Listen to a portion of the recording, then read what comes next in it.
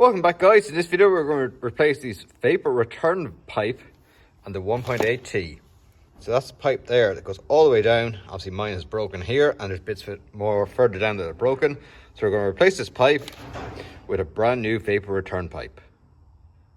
So what does the pipe do? Well, there's vaporized oil here that's in the air, say. Comes across here, it condenses here under vacuum, and then gets sent back down. Any more that's still vapor and doesn't condense gets pulled back into the air intake and gets burnt into the engine. So that's all it does. So we're just going to replace this pipe here because the oil naturally just breaks down the plastic, and I have a new one here. Right, let's start replacing this. So I've just taken off the clip that goes around here, so we should be able to pull that off. Oh, wow. There's a lot of dirt in that. Right, what's in here then? Must be even worse. Yeah. Okay, give me a minute and I'm going to clean this out.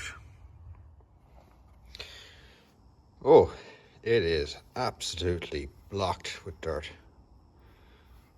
So I went on to Autodoc, bought this pipe, and twice they have sent me the wrong part. So it looks like a T. So on the website it looks like that.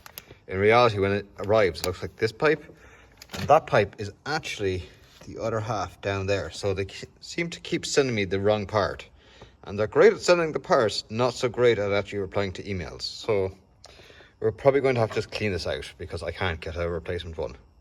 It is really heavy, so it must be absolutely blocked with dirt. This is the hockey puck, which people call, and there's one port here and one port here. Look inside it, it's all fairly clean. I have replaced that only like 2 months ago. So now on to replacing all of this.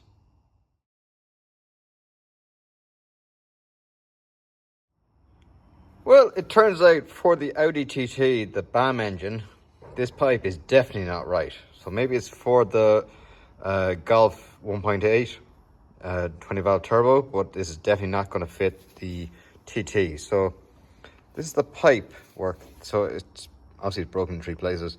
So this goes into, say, the bottom of the engine down there. Does a very fast 90 coming up here, and then this pipe is definitely not the same. So there's the diameter that it has to go to, and that's the diameter that they gave me. So although the part number, which is there, is the exact same as this part number, the pipes are definitely not the same. So you can see how it kind of goes like that, and this pipe down here fits together very tight like that. So it's a very fast, say like 90 degrees, so very quick 90 degrees on it, and then it comes up and kind of meanders off, where nothing on this is right. So obviously it's really too big here, and yeah, nothing is correct. So what did I do? Went off and got some of this radiator hose pipe. It's double lined and really, really solid. So it's made by Gates, 13 mil.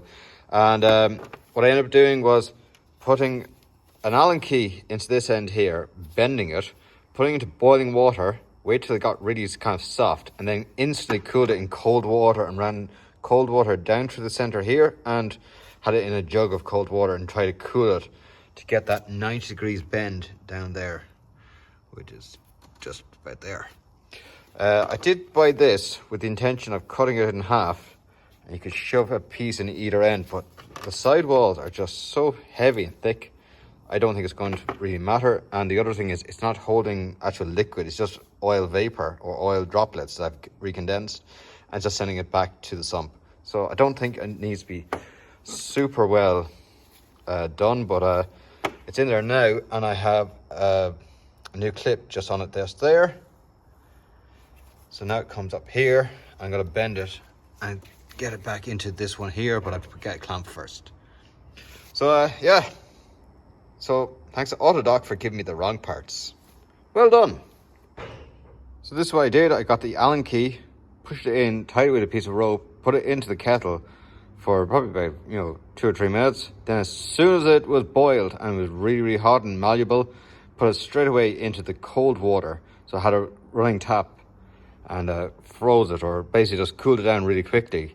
So hopefully it'll keep its shape. It won't keep its shape exactly or keep its shape perfectly, but it'll be good enough that it'll just keep, a bit of an angle, because it just has to come out of there at an angle, come up here to this piece up here, and then go in at an angle. As you can see, I have the 2 angles now done. So going to just plumb that up and see how we get on. So although we got sent the wrong pipe with the correct part number, we end up getting this hydraulic pipe, just double lined hydraulic pipe, and it is really, really rigid. Like, you're not going to bend that. So managed to get it into the boiling water, put it 90 degrees on both ends, shoved it in there. So there's a 90 degrees now coming down there, a 90 degrees going in on the far side. And you can see it down there as well. So that's it now, back together again. Brilliant.